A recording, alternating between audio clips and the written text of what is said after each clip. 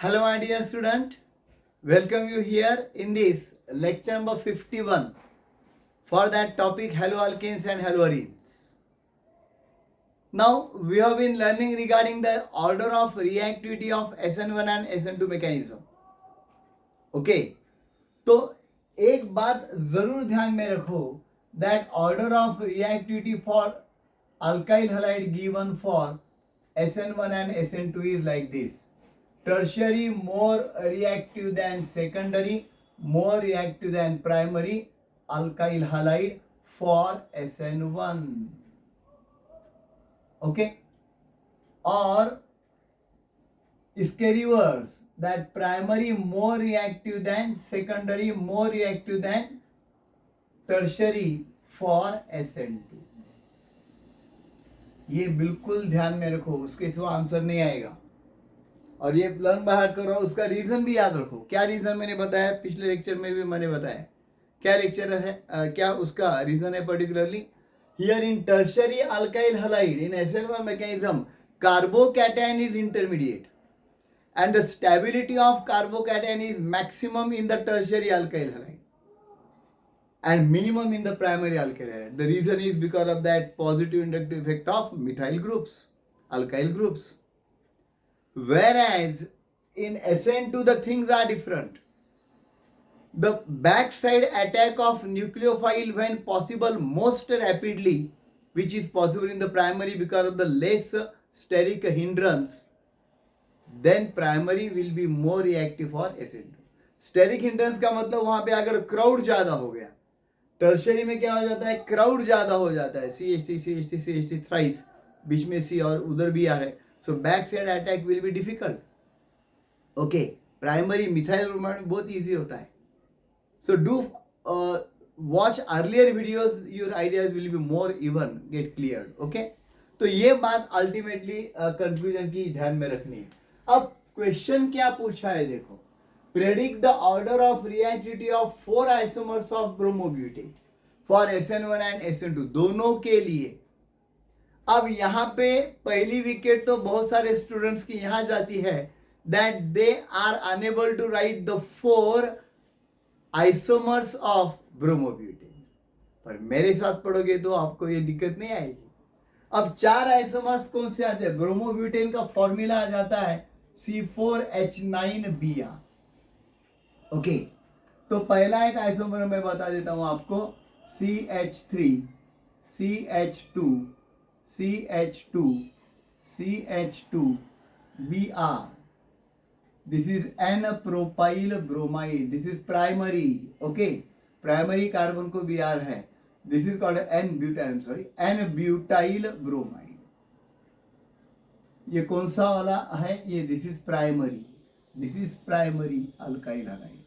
Okay, अब दूसरा जो पॉसिबल है वो क्या है देखो, CH3 CH CH3 CH2, ये ब्रांच दिया मैंने यहां पे, और ये Br. So this is also primary. इसका नाम आता है आइसोब्यूटाइल ब्रोमाइड, बट नाम से कंफ्यूज मत हो जाओ. Br is attached to the primary carbon, so this is also primary. ध्यान में आ रहा है. अब तीसरा जो है वो सेकेंडरी लिख सकते हैं, CH3 CH2 CH Br और CH3, यानी यहां पे सेकेंडरी कार्बन है. This is called as the sec butyl bromide and this is the secondary carbon atom. Okay, and number 4, CH3 single bond C, single bond CH3, single bond CH3 and this is Br. Okay, ये पूरे isomer हो गए. ये कौन सा carbon आ गया देखो, this is tertiary carbon, so this is known as tertiary butyl bromide. Tertiary butyl bromide, this is 3 degree. ध्यान में आ रहा है, बहुत ही simple, very simple. So primary, secondary and tertiary, ये 4 आइसोमर्स तो ध्यान में आए होंगे आपके। जब प्राइमरी कार्बन को बी आर आता है प्राइमरी, सेकेंडरी कार्बन को होता है सेकेंडरी एंड टर्शियरी। आइसो के बारे में ध्यान में रखो, that is always a primary alkyl halide because bromine is attached to the primary carbon. देखो आप वहां पे, ओके, ये लिखने आ गए आपको, 50% आप जीत गए। अब ये अगर आपको अच्छी तरह से लर्न बाय हार्ट किया है तो आंसर आने में कुछ भी दिक्कत नहीं है। तो SN1 का ऑर्डर आप कैसा लिखेंगे? अब इसी ऑर्डर में लिखो आप that N-butyl bromide is having that particular maximum reactivity for SN2 and tert butyl bromide यानी CH3 taken thrice CBr, tert butyl bromide will be more reactive than secondary यानी CH3 taken CH3 CH2 यानी वो आ जाता है ऐसा, CH3 CH2 okay, CH Br and this is CH3. So this is particularly sec butyl bromide, okay, फिर that is more reactive than ये iso वाला CH3 taken twice CH CH2Br, ये primary है, isn't it? ये secondary है। So this is isobutyl bromide, okay, and that is more reactive than, यहाँ पे लिखता हूँ CH3 CH2 CH2 CH2Br. This is known as N-butyl bromide. पर ये रिएक्टिविटी किसके लिए होगी बता सकते हैं आप? Can you tell me for which this will be okay? Tertiary is more reactive than secondary, is more reactive than primary like iso, and then primary like N-butyl. ये क्यों मैंने पहले ले लिया? क्योंकि यहाँ पे ये दो CH3 ग्रुप जो इसको जुड़े हुए हैं, they may give some more effect, electromagnetic effect than this. ये चेन ज्यादा बड़ी हो गई 4 वाली, ये 3 कार्बन की हो गई, okay, and that's why particularly this will be somewhat more stable, 19-20 हो जाएगा सेकेंडरी, ये जो प्राइमरी कार्बन है, लेकिन ये जो आइसोब्यूटाइल वाला कार्बोनियम आयन है that is somewhat more stable then N-butyl, and that's why this is okay for SN1. SN1 reaction के लिए ये ओके है, समझ में आ गया? और SN2 का आप क्या करेंगे अभी? एग्जैक्टली रिवर्स, एग्जैक्टली रिवर्स आप लिखेंगे। अभी मैं स्ट्रक्चर नहीं लिखता हूं, खाली नाम लिखता हूं।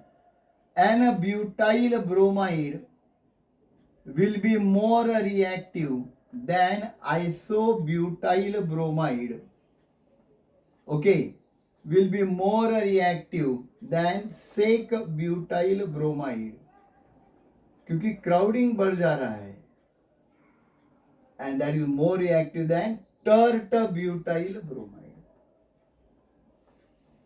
tert butyl bromide, ये रिएक्टिविटी किसके लिए आएगी? This will be the reactivity for what? For SN2 reaction. This will be the reactivity for SN2 reaction. Very simple. यानी पहली बात तो यह है कि हमें 4 आइसोमर्स कौन से वो दिखाने चाहिए ब्रोमोब्यूटेन के। कौन से दिखाए मैंने? N-butyl, isobutyl, sec butyl, tert butyl. इसमें N-butyl और isobutyl ये जो दो है दे आर प्राइमरी, पर उसमें ज्यादा लेंथ चेन की जो है, ज्यादा लेंथ जो है वो N-butyl bromide की है, 4 कार्बन की चेन है, and the other will be having 3 carbon in the chain iso, and so order of reactivity is like this. ये बात ध्यान में रखो, बहुत ही सिंपल है। तो ऑर्डर ऑफ रिएक्टिविटी के लिए हमें ये टेबल कभी भूलना नहीं चाहिए। ये लर्न बाहर करो. Tertiary will be more reactive than secondary. Secondary will be more reactive than primary. For what? For SN1. क्यों ऐसा बताया मैंने? Because of the stability of carbocation maximum in tertiary than secondary than in primary. और reverse में है SN2. Primary is more reactive than secondary is more reactive than tertiary. Why? Because primary जो है वो बैक साइड अटैक इजी कर सकता है. Back side attack of nucleophile will be possible more easily in the primary than in secondary than in tertiary. So I hope you have got it. Such type of questions may be asked in the subjective paper. Such type of the question may be asked in the what is that NEET MCQ or JEE also, and you will have to prepare very nicely. So do learn this part very properly. Do like and share this video to your friend circle and subscribe to my Kate Sir Chemistry and Kate Sir Chemistry Shorts channel to get the benefit.